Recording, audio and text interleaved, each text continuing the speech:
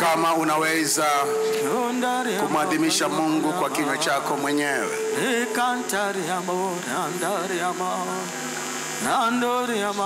madhimishe Mungu kwa kinywa chako mwenyewe. Worship him, praise him this morning. He is worthy of your praise. Katika jina la Yesu wa Nazareti, twakupa heshima na utukufu. Mungu wetu uliyetukuka, libarikiwe jina lako. Upewe heshima na utukufu. Hapana aliye kama wewe.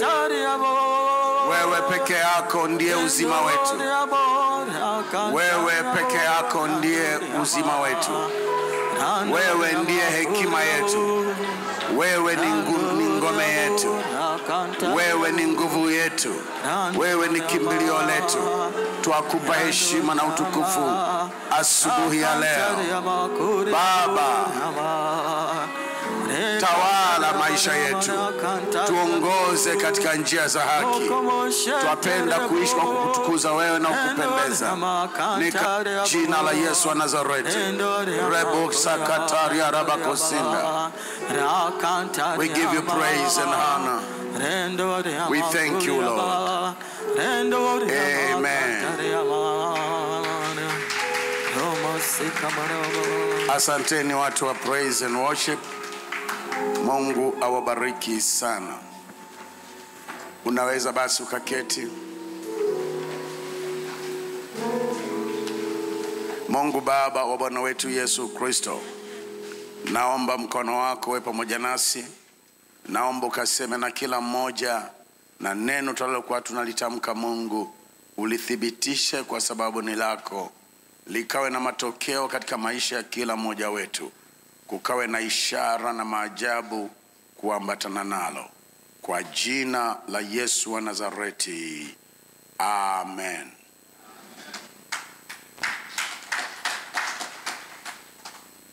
Amen.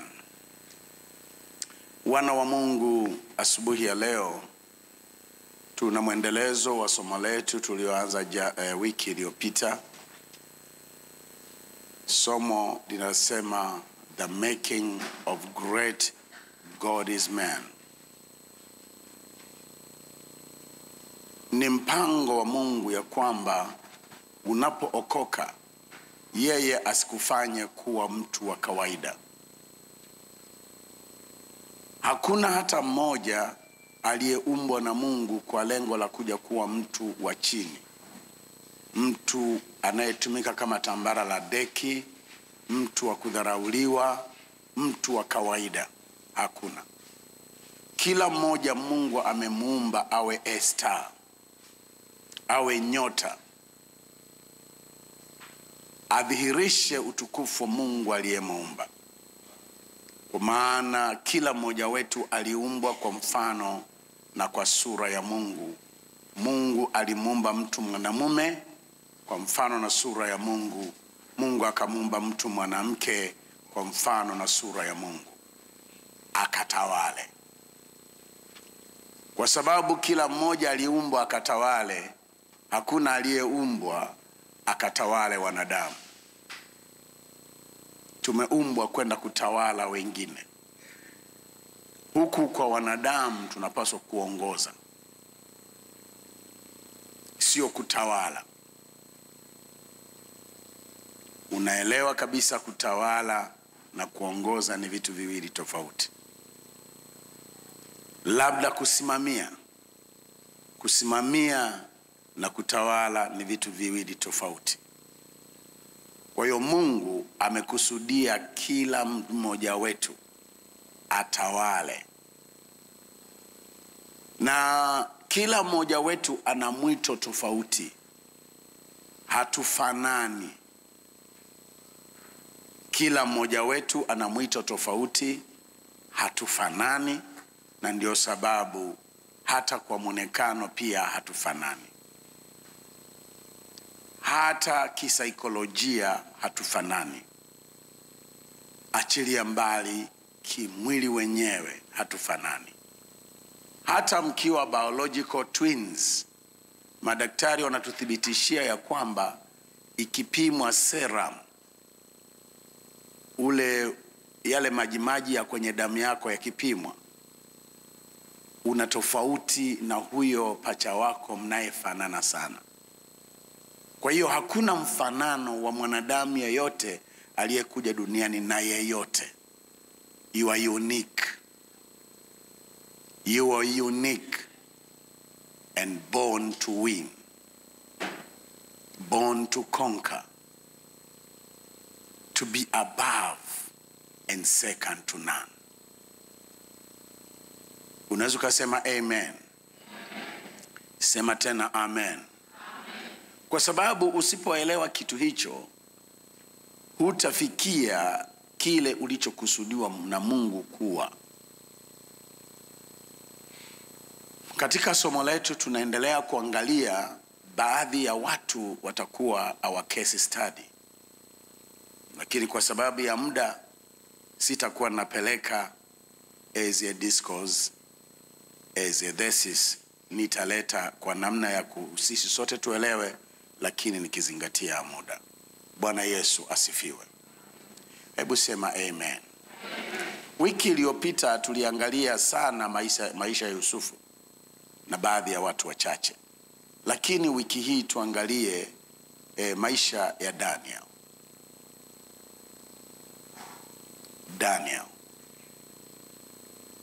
Tutaangalia kutoka kwenye kitabu cha Daniel sura ya kwanza. Daniel chapter 1.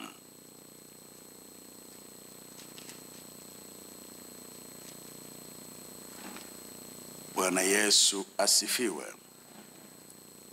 Fungua tu kitabu cha Daniel sura ya kwanza.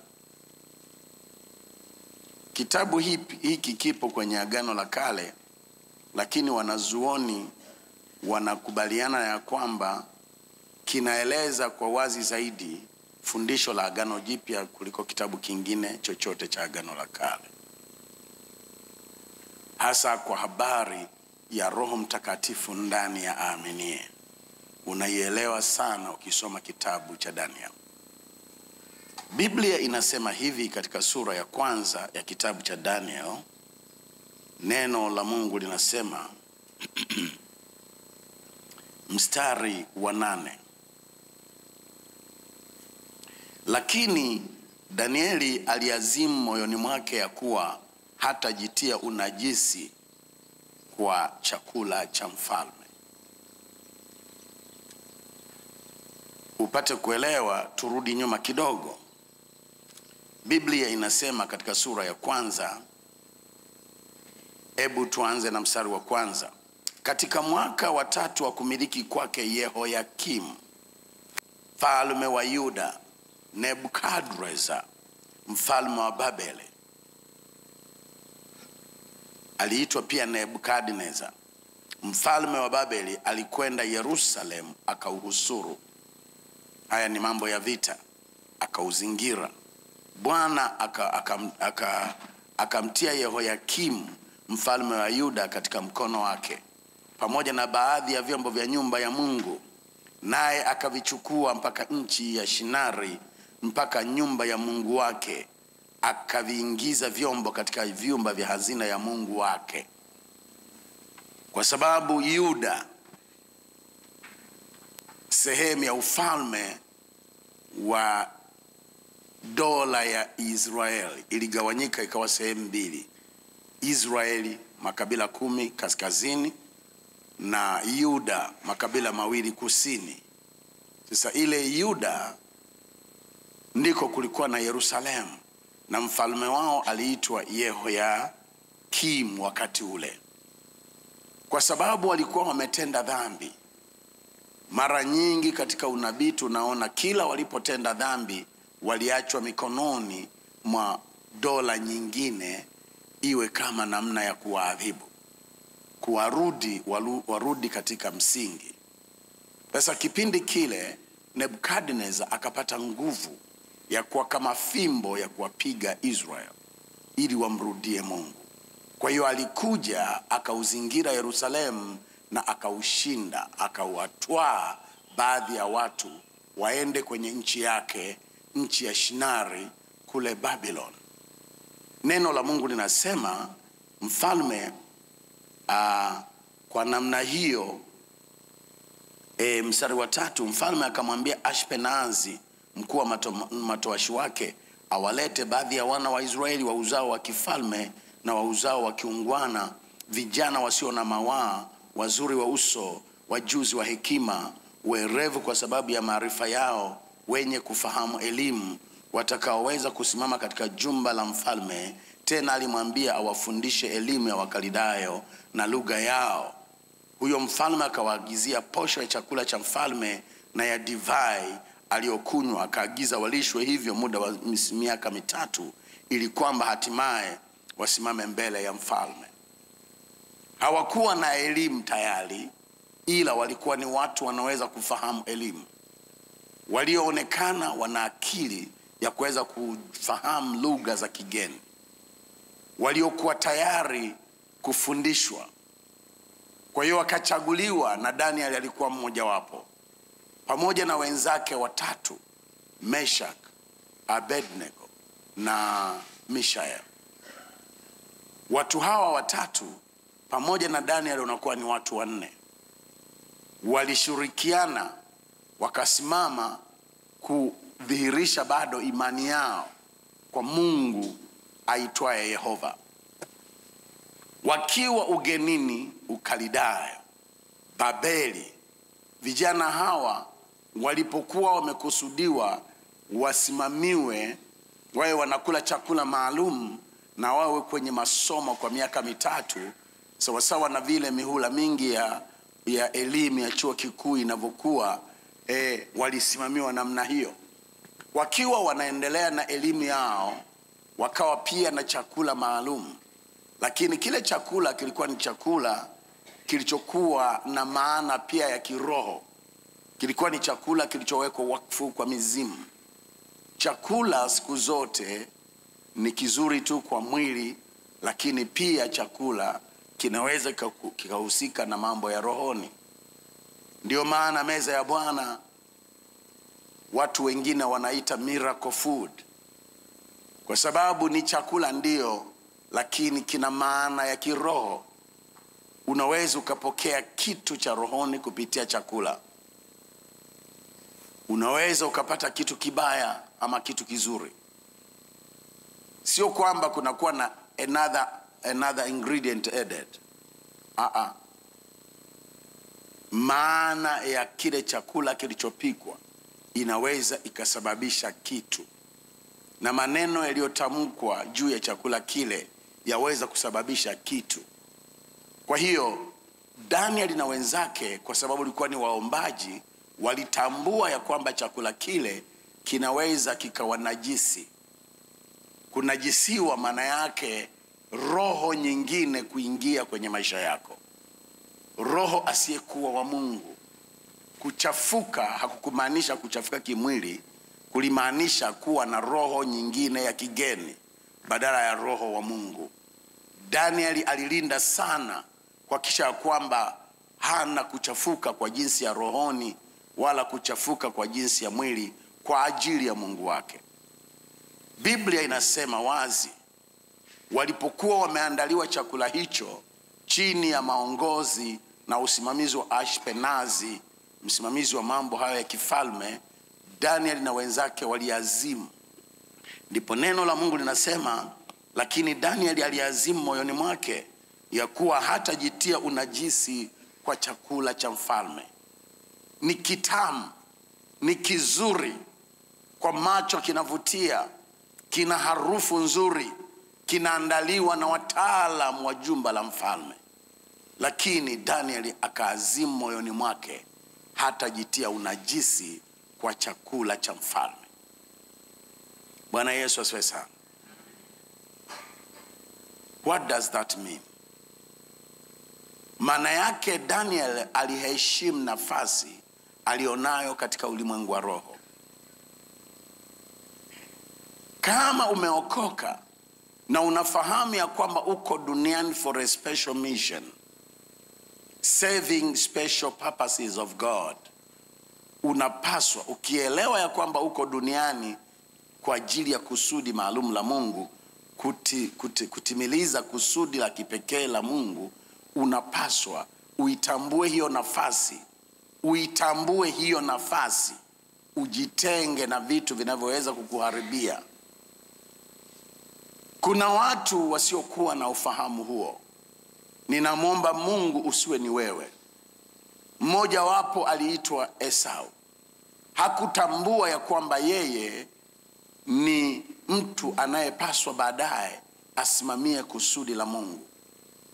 Kwa hiyo hakujali nafasi yake. Akaiuza very cheap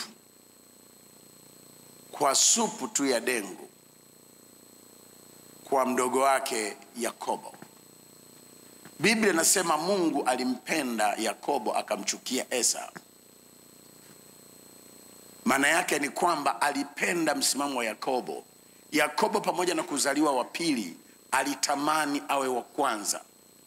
Maana yake alitamani hiyo nafasi na hayo majukumu, asimame mahali pambeba nafasi ya mbeba, nafasi ya mbeba majukumu ya wale watu wenye agano na Mungu. Alipenda iwe hivyo. Mungu mpaka leo anamchukia Esau. Yaani mtu aliye katika nafasi kama yako lakini asiyejali mambo ya ufalme. Huyajali mambo ya ufalme, ndio maana unaweza ukawa ni wakati wa kujifunza neno, wewe unakuwa na mambo yako tu mengine. Ni wakati wa maombi, wewe ukawa tu na mambo yako mengine. Ni wakati wa kukutana na Mungu wako, lakini wewe ukawa tu na mambo mengine. Hiyo unakuwa kama umeonyesha roho ya Esau. Kwa hiyo hutafikia kila ambacho Mungu alitaka ukifikie katika wewe. Bwana Yesu asifiwe sana. Bwana Yesu asifiwe. Danieli aliazimu asijitie unajisi na chakula cha mfalme. Ukisoma kitabu cha Mathayo sura ya 10 na mstari wa 48. Mathayo sura ya 10 mstari wa 48, neno la Mungu ni 48 mstari wa 48. Mbona haujaonyesha au nimenukuu vibaya? Bwana Yesu asifiwe sana.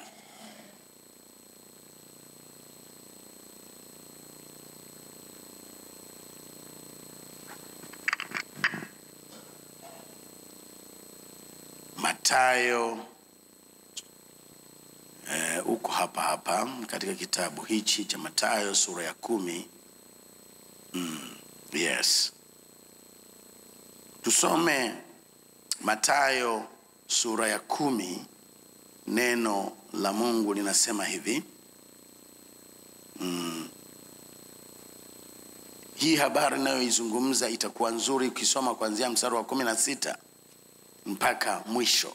Lakini neno la Mungu linasema hivi katika sura hiyo ya 10 na mstari wa nianzia 31. Msiogope basi, bora ninyi kuliko mashomoro wengi. Basi kila mtu atakayenikiri mbele ya watu, nami nitamkiri mbele za Baba yangu aliye mbinguni.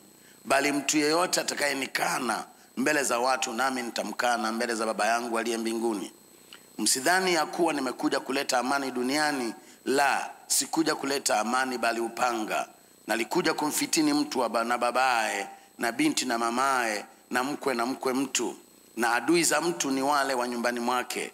Apendaye baba au mama kuliko mimi hanistahili, wala apendaye mwana au binti kuliko mimi hanistahili, wala mtu asiyeuchukua msalaba wake akanifuata hanistahili. Nimesema 48, kumbe ilikuwa ni 38. Takuwa nimenukuu vibaya. Wala mtu asiyechukua msalaba wake akanifuata hanistahili. Mwenye kuiona nafsi yake ataipoteza, naye mwenye kuipoteza nafsi yake kwa ajili yangu ataiona. Hii ndiyo maana ya Danieli kuamua akaazimu. Kuazimu ni kudhamiria, ni kukusudia kwa namna ambayo hutageuka.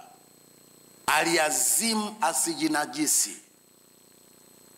Wengi hapa ni vijana, ni msichana, ni kaka. Unapaswa kuazimu kama unataka kuja kuwa na nafasi katika ufalme wa Mungu, upate heshima mbele za malaika na mbele za mapepo na majini, hata mbele za wanadamu, kwa namna Mungu aliyokukusudia. Azimu moyoni mwako kutokujitia unajisi wanavyofanya vijana wenzako, mara disco, mara zinaa, mara bangi, mara madawa kulevya. Wakifika wakati wa kuoa na kuolewa, wanaoa ovyo ovyo tu, hawajui kuna kesho. Wanaolewa ovyo ovyo tu, hawajui wana kesho. Watu wa namna hii hawajaijali nafasi Mungu aliyowapa. Ni kama Esau, wanauza uzaliwa wao wa kwanza. Unaweza ukapata kazi, ajira, kwa njia ambazo Mungu hataki. Utakuwa na ajira ndiyo, lakini utakumepoteza nafasi yako ya ufalme.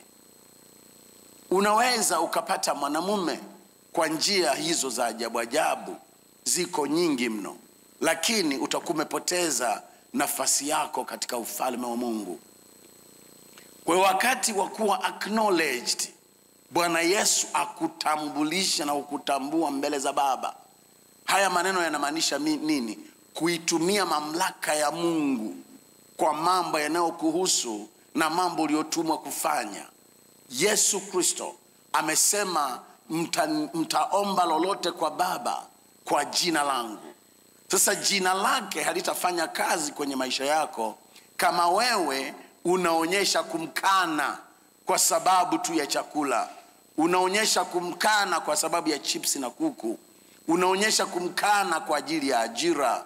Unaonyesha kumkana kwa ajili ya nafasi ya kazi.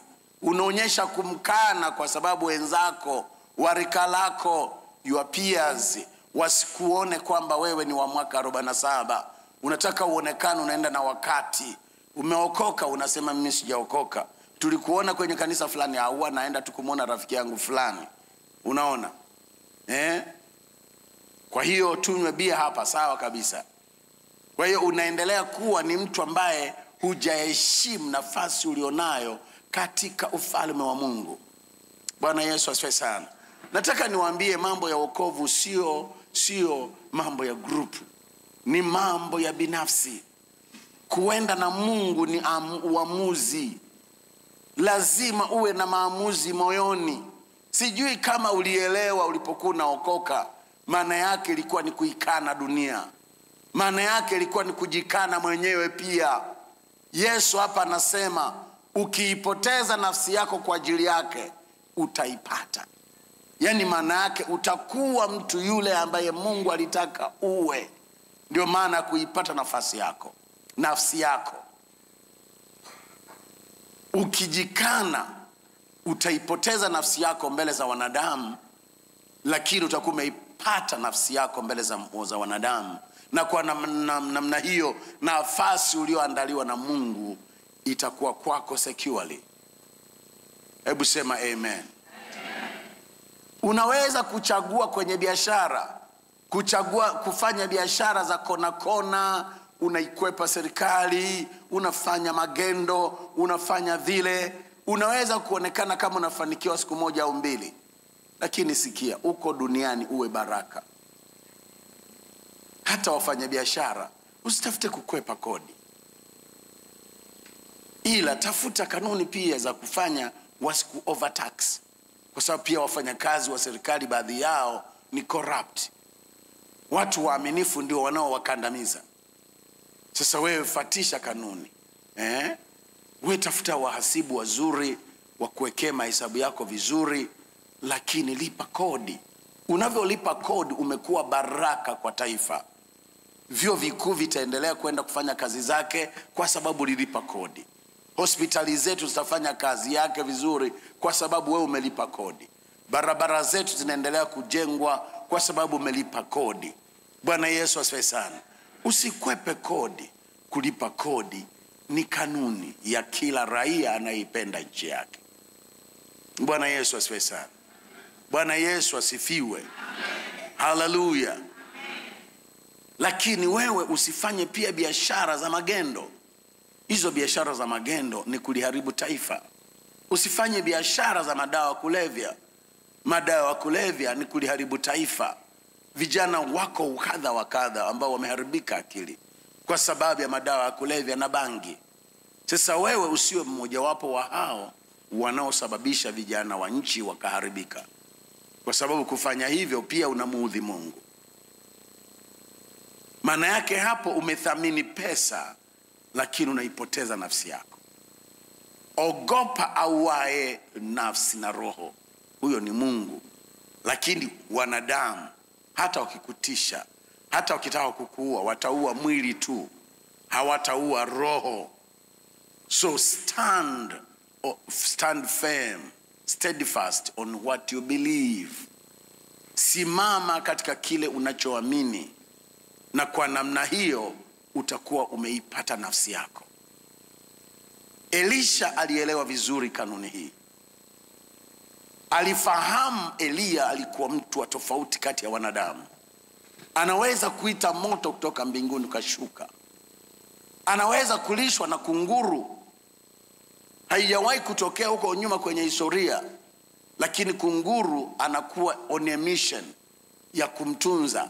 Anatafuta wapi kuna mkate, anatafuta wapi kuna nyama, au anatafuta wapi kuna mkate na nyama zimeunganishwa pamoja, yani hiyo ni hamburger. Anakwapua mahali, anamletea nabii Elia ale. Bwana Yesu asifiwe sana. Unajua kuwa katika maisha ya namna hiyo, mpaka Mungu ahangaike kutafuta malaika wa kukutunza, maana yake na wewe umekaa vizuri katika kutimiliza kusudi lake. Wanaotimiliza kusudi lake Mungu yuko nyuma yao kuwa backup. Amesema katika kitabu cha Yoeli sura ya 2 mstari wa 11, atekelezaye neno la Bwana ni hodari. Sehemu ya mwisho si ya huo mstari. Atekelezaye neno la Bwana. Endapo umesikia sauti ya Mungu ukao unatekeleza neno lake, wewe ni hodari. Mungu anapendezwa na watu wa namna hiyo, na kwa hiyo atakuthibitisha katikati ya wanadamu, na hivyo utaonekana kama sio wa kawaida. So utakuwa presented na Mungu mbele za wanadamu as a great man or woman of God, na yeye Mungu atatukuzwa kupitia maisha yako. Hivi unajua ya kwamba Mungu anataka atukuzwe akitumia maisha yako. Kwa hiyo wakati yeye anatukuzwa akitumia maisha yako, wewe mwenyewe utakuwa umetukuzwa. Hebu sema amen. Bwana Yesu asifiwe sana. Mungu anataka hivyo. Hebu angalia Wathesalonike wa 2. Wathesalonike wa 2. Bwana Yesu Kristo tusaidie. Sijaelewa kama unaelewa, mtu wa Mungu. Bwana Yesu asifiwe. Wathesalonike, tuangalie Wathesalonike wa 2. Sura ni ya 2. Sura ni ya kwanza. Sura ya kwanza kitabu cha Wathesalonike wa 2 anasema hivi, mstari wa 11. Kwa hiyo twawaombea, mstari wa 11 na wa 12. Kwa hiyo twawaombea ninyi siku zote, ili Mungu wetu awahesabu kuwa mmekubali kuitwa kwenu. Unapaswa Mungu aone na aone kwamba umekubali kuitwa kwako. Kwa sababu to be called is one thing and to answer a call is another thing. Kuitwa ni jambo moja, lakini kuitika wito ni jambo la pili, ni jambo jingine. Sasa Mungu anataka aone, je, umekubali? Lakini pia hapo inamaanisha pia umestahili. Umekubali kuitwa kwako na umestahili kuitwa kwako. Wengine tumeitwa lakini hatustahili wito wetu. Kama Esau, we corrupt our calling. akatimiza kwa kila njia ya wema na kila kazi ya imani kwa nguvu. Akisha jua unastahili kuitwa kwako na wewe umekukubali kuitwa kwako, yeye atatimiza kwa nguvu, kwa uwezo, kupitia imani, ili jina la Bwana wetu Yesu litukuzwe ndani yenu na ninyi mtukuzwe ndani yake, kwa neema ya Mungu wetu na ya Bwana Yesu Kristo. That is the plan of God. Mungu anataka akuthibitishe kwamba kweli alikuita, akustahilishe kwamba wito wako huu unastahili. Na kwa hiyo kwa njia ya imani, imani inasababisha nguvu ya Mungu itende kazi katika maisha yako. Utaona Danieli maisha yake yalivyokuwa, hata simba hakuweza kumla. Mungu anathibitisha Daniel anastahili wito aliokuwa ameitwa. Shadrach, Meshach na Abednego wanawekwa kwenye tanuru ya simba, kwenye tanuru ya moto. Moto unashindwa kuwa consume. Kwa nini? Mungu anathibitisha kwa utendaji wa nguvu ya imani. Mungu atendaye kazi ndani yao waaminio. Moto unashindwa kuwala. Bwana Yesu asifiwe sana. Kwa nini hata kama imeahidiwa utakula vitu vya kufisha, wala hivyo vitu havitakudhuru, kwa nini tukiwekewa sumu tunakufa? Wakati kwa neno hilo ilitakiwa hata watu wakituwekea sumu, madamu hujala kwa makusudi, hujui. Ulikuwa unaendelea na chakula, ukabanwa kwenda haja ndogo, unarudi unakuta wenzako wameshakuwekea kitu kwenye soda, wameshakuwekea kitu kwenye nyama yako, unakula, unadhurika. Kinachosababisha ni nini? Wakati mwingine ni kwa sababu sisi hatujakaa vizuri na Mungu wetu. Hatukuazimu moyoni kutokujinajisi. Tunajinajisi hapa, tunajinajisi pale, lakini tunarudi kukiri na kudai za Mungu zitimie kwenye maisha yetu. Wakati tumemkana Yesu dakika 2 zilizopita, tumemkana Yesu jana, hatuwezi kuona utetezi wa Mungu leo.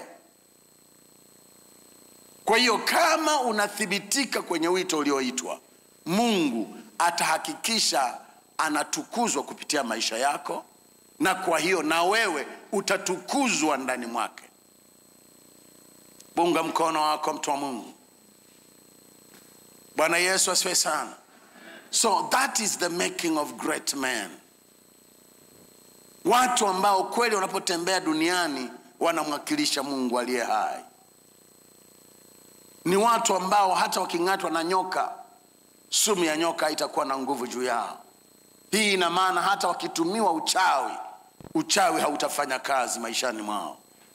Hata wanadamu wa kawaida ofisini wakigang up kutengeneza hila za kukudhuru, hizo hila hazitafanikiwa, kwa sababu wewe ni mboni ya jicho la Mungu. Umejitengenezea mazingira ya Mungu kukutetea. Hebu sema amen. Sema tena amen. Asiyeubeba msalaba wake akanifuata hanistahili. Anayempenda mkewe kwa sababu ya mkewe akatenda dhambi. Anayempenda mtoto wake kwa sababu ya mtoto akatenda dhambi. Anayempenda baba kwa sababu ya baba yake akatenda dhambi, akashiriki matambiko kwa sababu ya baba, akafanya yasiyostahili kufanywa kwa sababu anamuogopa baba au mama yake, huyo hanistahili. Anayefanya kitu anajua hiki kinamuudhi Mungu kwa sababu ya mwajiri, huyo hanifai. Bosi wangu ametaka nilale naye, wewe unakubali, wewe hustahili kwa Mungu. Kwa hiyo Mungu atakukana.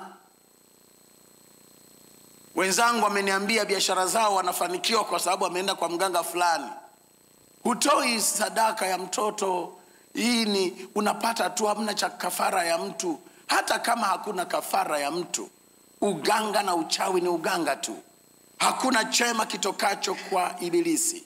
Kila kitu chema hushua kutoka kwa Mungu Baba wa mianga. Bwana Yesu asifiwe sana. Nilishawahi kuambia hapa, Mungu hatashughulika na sisi kama hatutakuwa kwenye nafasi ya kusema haya mema yote na yatamani, lakini kama yatakuja kwa gharama ya kumuudhi Mungu, to hell with them, na yahesabu kuwa ni mavi. Ukisha sema hivyo, Mungu anakuja. Kumwamini Mungu haimaanishi kwamba akuache uadhirike, no, lakini anataka aone kama unaweza ukaviforsake, ukaviacha for his sake. Yeye atakuja kukutetea. Bwana Yesu asifiwe sana. Unaikumbuka hiyo story katika sura ya 3 ya kitabu cha Daniel? Meshach, Abednego na mwenzake walisema mbele za mfalme, sisi hatutaiangukia sanamu yako na kuitumikia. Kwa sababu uelewe, tumekuja hapa, hatujawahi kufanya hivyo. Sisi tunaye Mungu wetu. Hata kama itamaanisha tunaangamia, na tuangamie, lakini hatutaiabudu sanamu yako. Na hilo tamko ndio lililowaokoa, kwamba wako tayari hata kama ni kuangamia na waangamie. Hawana resentment yoyote, kitokea wanaangamia watafurahi kuangamia kwa sababu ya Mungu wao. Mungu atawatetea. Lakini yule anayesema kama ndio hivyo, Mungu anajua watoto wangu watakula nini, leta tu hiyo rushwa. Mungu anajua watoto wangu watakula nini, hamna shida. Bosi, mimi nimekubali kufanya ulichosema. Mungu hatakuwa anakutetea. Bwana Yesu asifiwe sana. Na huu mwaka ni mwaka wa uchaguzi. Baba mmoja alikuwa ndio ameanza imani, tuko naye hapa. Akasema naenda kwetu. Naenda kwetu Meatu kugombea. Nikamwombea. Nikamwambia hivi, kwenye kura za maoni utashinda. Lakini yeye alipofika huko akatetemeshwa na wenzake. Na unajua walivyo watu wa kabila yetu. Hata mchungaji Chalamila hapa anaelewa. Bwana Yesu asifiwe sana. Wanapenda sana mambo ya uganga. Wakamtetemesha akaenda kwa mganga. Baadaye akarudi, ananiambia, mchungaji, nimekosa. Nikamwambia, ulifanya nilivyokuambia? Akasema hapana. Unajua wenzangu walinishawishi, nilienda kwa mganga. Sasa umeenda kwa mganga, Mungu atakutetea vipi? Punga mkono wako, sema amina. Amen. Bwana Yesu asifiwe sana. Ayani kule waganga wako wengi, wa uongo na wa ukweli. Wako wa ukweli kabisa. Wachawi wana nguvu za giza, wapo kule. Lakini hakuna kitu chema kitokacho kwa shetani. Kila kitu chema hushuka kutoka kwa Mungu Baba wa nini? Wa mianga. Hebu sema amen. Amen. Sema tena amen. Amen. Sasa umefika, huu ni wakati wa uchaguzi. Pengine umegombea udiwani. Pengine unataka ugombee urais. Ubunge. Unataka kugombea kwa chama chako chochote. Nafasi yoyote. Sikiliza, wewe kwa kuwa ni wa Mungu, fuatisha kanuni za Mungu. Uwe na hekima kwenye dunia yako, sio hekima ya dunia nyingine. Neema ya Mungu itakubeba. Bwana Yesu asifiwe sana. Bwana Yesu asifiwe. Bwana Yesu asifiwe. Ninyi mnaofanya biashara, wengine wanabadilisha vipimo. Ni kilo moja, kumbe sio kilo. Wanachanganya vitu genuine na vitu feki. Ili tukiingia hapa unasema tu hivi viatu vyote ni viatu original, vimetoka Uturuki. Kumbe humo kuna vingine feki ambavyo ungeuza 5,000, lakini vyote tunaviuza 80,000. Kwa hiyo unatudanganya sisi wateja. Vitu ambavyo ungeuza 20,000 unaviuza 1,500,000. Unatudanganya sisi wateja. Unaona? Sasa wewe umeingia kwenye njia nyingine ambayo sio njia ya watu wa Mungu. Mungu hata kutetea. Hivi kwa nini mnadhani watu wakiokoka hawafanikiwi? Kwa sababu walikuwa waaminifu kwa miungu yao kabla hawajaokoka. Lakini sasa wamekuwa na Mungu huyu Yehova. Hawataki kuwa mwaminifu kwake. Kuna kanuni anazowaambia wafuate, hawataki. Hautafanikiwa. Bwana Yesu asifiwe sana. Hata kama watu wengine wanasema kwani kanisani ndiko utaenda kufundishwa kanuni za biashara, kwani wachungaji wanajua mambo ya biashara? Kanisani utafundishwa kanuni za kufuga, kwani wachungaji wanajua kanuni za kufuga? Kanisani utafundishwa uongozi, kwani watu wa kanisani wanajua uongozi? Waulize wenzako. Wachungaji ndio hawajui hayo yote unayoyasema. Lakini waulize wenzako. Wanapoenda kwa waganga, hao waganga huwa wanajua hizo kanuni. Lakini wanapoenda wana akili. Inasemekana kuna mgombea mmoja, sijui ni wa ubunge, sijui ni wa nini, alienda wapi kule Turiani. Alimezwa halafu akatapikwa na mnyama. It's a spirit. Lakini alivyomezwa na kutapikwa akaenda kushinda. Kitu hicho kisingefanyika, asingefanikiwa. Sasa wewe unataka ukashindana na watu walio na nguvu tayari, ingawaje ni ya giza. Lakini wewe unataka ukishindana nao kichwa, utashindwa tu. Punga mkono wako. Watu wengine wananiangalia kama vile sijui nini, kama vile wanataka waniambie kwamba acha usiseme hayo. Lazima nikwambie ukweli. Bwana Yesu asifiwe sana. Bwana Yesu asifiwe. Ndio. Watu wanaenda kwa mganga. Kuku mbele yao anamwagiwa nini? Anamwagiwa nani, labda mahindi. Kuku anaanza kudonoa. Akidonoa tu mara 3 tu, mganga anamwambia hiyo ndio hatima yako. Utaishi miaka 3 tu, lakini utakuwa milionea katika hiyo miaka 3. Maana yake nini? Umeshajitoa ili kwamba ikishaisha miaka 3 yule jini anayekupa utajiri atumie damu yako. Usidanganyike. Bwana Yesu asifiwe sana. Hakuna kitu chema kitokacho kwa ibilisi. Kila kitu chema hushuka kutoka kwa Mungu Baba wa mianga. Lakini msikubaliane na huo uongo. Don't buy into that lie kwamba kwa kuwa wewe umeokoka kitakacho kusaidia ni kile ulichojua shuleni, ni kile ambacho wataalamu wa biashara wanafanya, ni kile ambacho wataalamu wanakufundisha. Saishi hapo. You must have power, a spiritual power. Bwana Yesu asifiwe sana. Kwani Danieli kilichomfanikisha kuwa kwenye ikulu ya Babylon ilikuwa ni ufahamu tu, na nguvu ya Mungu ilimsaidia. Mbona baadaye wafanyakazi wenzake, mawaziri wenzake, wataaluma wenzake walienda mbele ya mfalme wakasema huyu Danieli hatumuelewi, tunataka tumuondoe? Lakini njia waliotaka, kwa sababu alijua mfalme anampenda, wakatengeneza njia ya hila. Lakini walikuwa wanapambana na nguvu anayotembea nayo. Hawakuwa wanapambana na kile cheo alichonacho. Wakajua nguvu alionayo inatokana na Mungu wake. Kwa hiyo tutengeneza sheria ya kumzuia asiabudu. Lakini ndani ya azimu asinajisi nafsi yake. Mwanzo atakuja kubuy in with cheap things.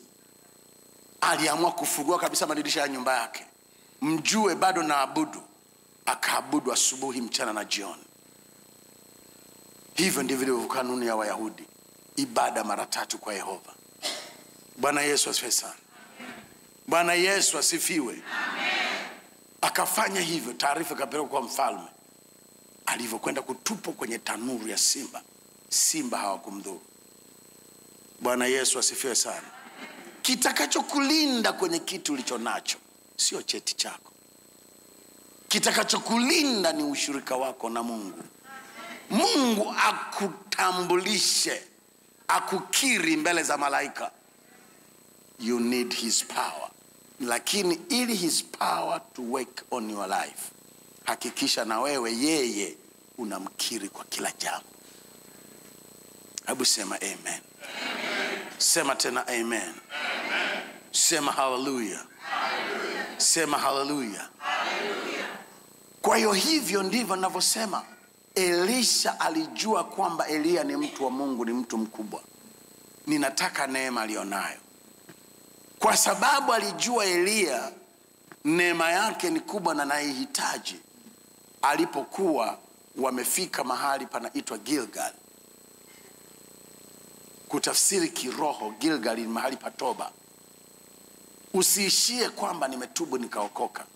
Watu wengine wanaishia tu kusema nimeshamkiri Yesu. Hapana, huishii hapo.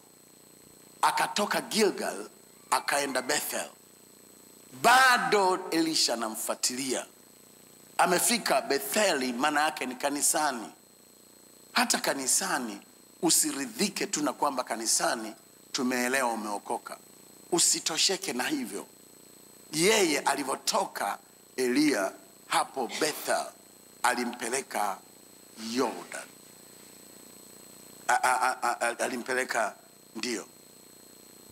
Alimpeleka Yeriko. Yeriko is a city of the moon god. Is a city of witchcraft and powers of darkness. Kwa hiyo Elisha maana yake hataki kuishia kuwa mtu tu wa kanisa. Anataka pia ahusike na ministry, kuwakomboa watu waliofungwa na nguvu za giza. That means haombi tu kwa ajili ya familia yake. Anamwomba Mungu adhihirike duniani. Anataka kutawala pamoja na Kristo katika dunia. Anataka exercise nafasi aliyopewa na Mungu. Ameambiwa ukatawale. Kutawala maana yake ni kuhakikisha nguvu ya Mungu inadhihirika kwenye kila arena ulioko. Kama uko hospitali, nguvu ya Mungu itawale hapo. Ionekane tofauti ya daktari wewe na madaktari wengine. Wako wengine wanakufa sio kwa sababu ya ugonjwa. Daktari mmoja Muhimbili alifanya operation. Alipo open tumbo la mwanamke mmoja, alikuta huko tissue hizi mnazotumia chooni. Anavyoitoa haiishi. Manesi wale walipeleka mpaka huko mwisho wa nani, mwisho wa ukuta.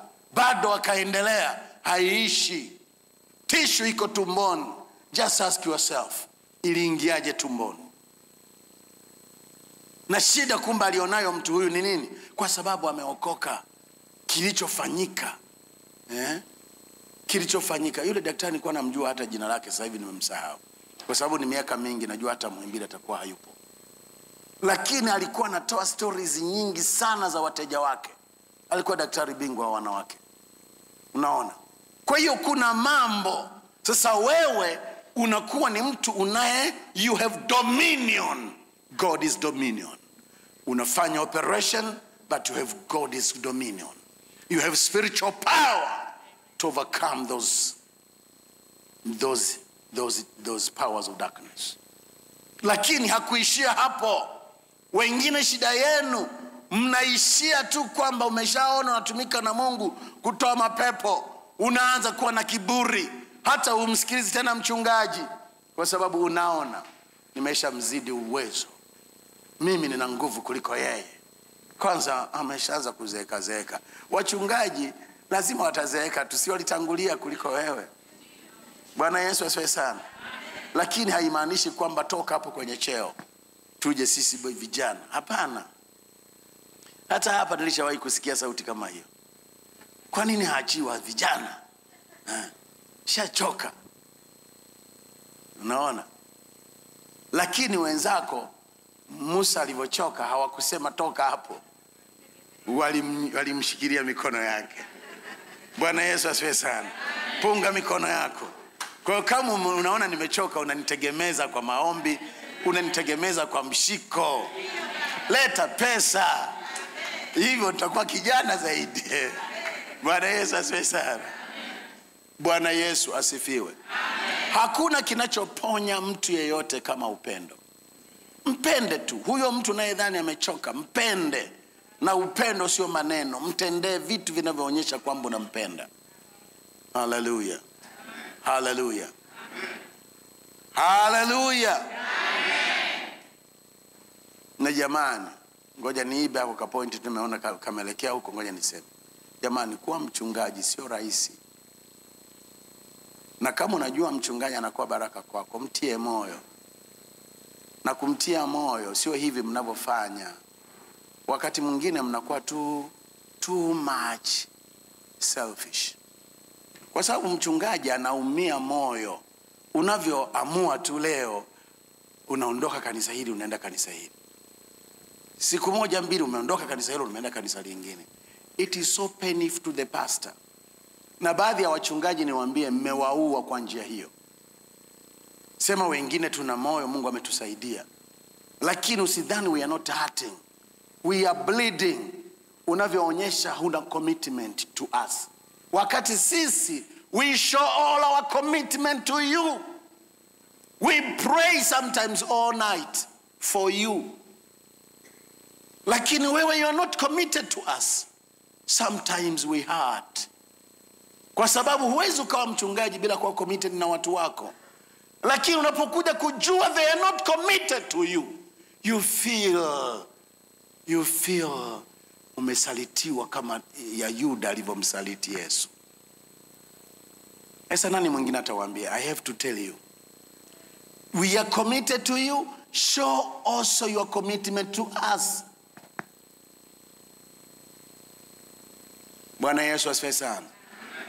Unapokuwa na sababu yoyote kuondoka kanisani, come and tell me. Lakini inakuwa tu sikuoni tu hivi. Do you think kwamba nabaki salama? I'm a human being as well. Njoni mtuambie. Lakini kuondoka kanisani mnawadhuru wachungaji. Kwa sababu mchungaji yoyote anamtunza mshirika kama vile mama aliyejifungua anavyomtunza mtoto wake. Ulishawahi kuona mama hata kama na dada mzuri anamwachia mtoto wake alelewe na dada yake? Ulishawahi kuona? Halafu ninyi mnadhani ni jambo jepesi sana to switch membership from one church to another church, and you think that is right. Kama tunaumia uelewa hata Yesu anaumia. Kwa sababu hatupo hapa on accord. Sikuja Dodoma kufanya biashara. Sikuja Dodoma kulima hata kama huwa nalima. Sikuja Dodoma kufuga hata kama huwa nafuga. Hayo yote ni kama Paulo alivyokuwa anafanya kwa ajili ya kutengeneza mahema ili tusiwalemee kupitiliza. Lakini nilikuja kuwa mchungaji wako. If I'm committed to pastor, to shepherd you, you must be committed to me as well. Punga mkono wako. Bwana Yesu asifiwe sana. Nataka uelewe it is a heart to heart relationship, a pastor to the member and a member to the pastor. Usidhani ni kitu kirahisi. Bwana Yesu asifiwe sana. Jamani, acheni hicho kitu, ni cha kishetani. Acheni. Nafikiri umesikia. Bwana Yesu asifiwe sana. Bwana Yesu asifiwe. Sasa Daniel hata alipotupwa kwenye tanuru alilindwa na nguvu ya Mungu kwa sababu alionekana kuwa yuko serious. Akafungua mpaka madirisha. Hakuacha. Maana yake amemkiri Mungu wake mbele za watu. Mkiri Mungu wako mbele za watu. Bwana Yesu asifiwe sana. Na Mungu atakutetea. Lakini hebu turudi kwa Danieli. Danieli sura ya 1.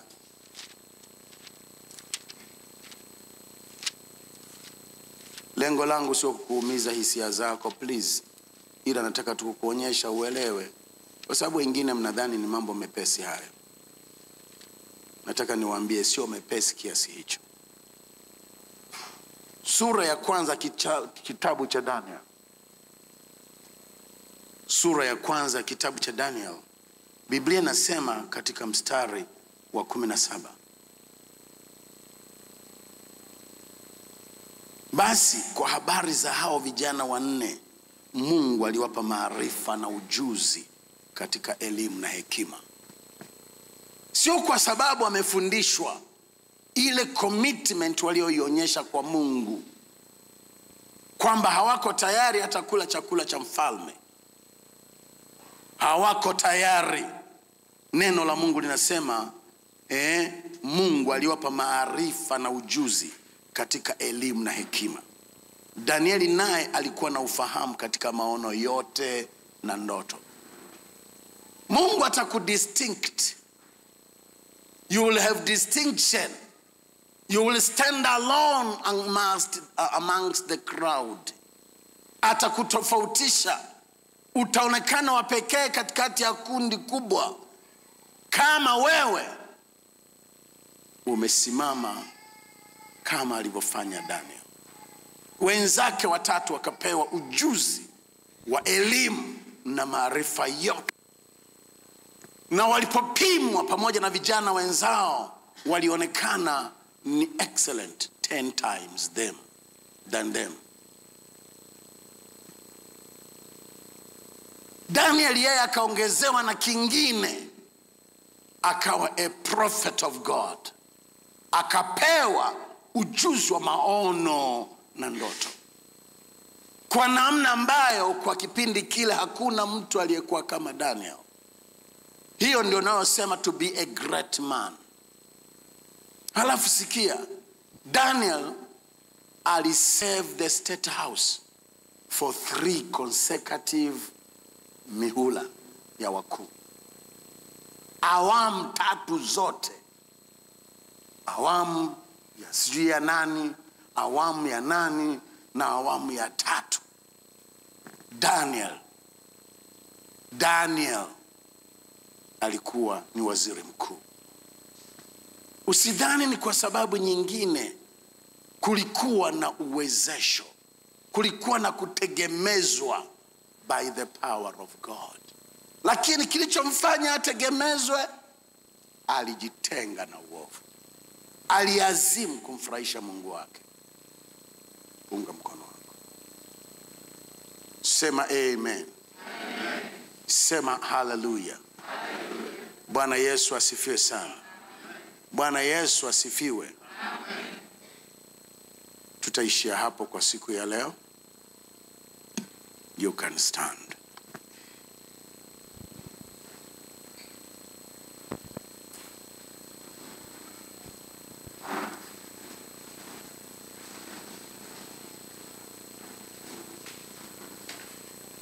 Kama umenisikiliza vizuri, leo nimezungumza habari ya kujitoa kwa Bwana Yesu. Ukakubali kufa kama chembe ya ngano iliyokuwa imetamkwa kwamba itaingia, itakufa, halafu itazaa. Utukufu uonekane maishani mwako kwa kuwa umejikana, umeubeba msalaba, umemfuata Kristo. Uwe kama Danieli ambaye aliamua, aliazimu moyoni mwake atamfuata. Atayafanya mambo ya Mungu hata kama ingehatarisha kupata adhabu mbele za mfalme. Ndivyo Biblia inavyotufundisha. Bwana Yesu asifiwe sana. Bwana Yesu asifiwe. Hebu nyosha mikono yako miwili juu. Nisikupe maneno yangu mwenyewe. Wewe una lugha yako nzuri zaidi ya kuzungumza na Mungu wako. If you see anywhere compromise your commitment to God, tell him, please God, forgive me. I'm sorry. Mwambie Mungu, wewe unajua, labda shuleni, labda chuoni, labda nyumbani mwako. Wengine hata una mume, lakini kwa sababu unaona mume wako anashindikana kupata mimba, unaamua kwenda kwa jirani. Yanatokea kwa sababu ubinadamu upo. But today, mwambie Mungu, unisamehe. Labda umetoa rushwa. Inawezekana hata mume wako hajui umetoa mwili wako kwa mtu mwingine ili upate kazi. Umetoa mwili wako kwa mtu mwingine ili upate upendeleo ofisini. Mwambie Mungu leo, Mungu nisamehe. Inawezekana umepewa nafasi ya heshima, unaitumia nafasi hiyo vibaya. Mwambie Mungu nisamehe. Ninataka niwe chombo kile ulichotaka niwe. Nikakutumikie, nikawe sababu ya wewe kutukuzwa, ili wewe utukuzwe ndani mwangu na mimi nitukuzwe ndani mwako. Mwambie Mungu, mwambie Mungu, mwambie Mungu. Sema na Mungu mwenyewe. Sema na Mungu wako. Sema na Mungu wako. Baba, katika jina la Yesu wa Nazareti, utusamehe. Unisamehe. Baba,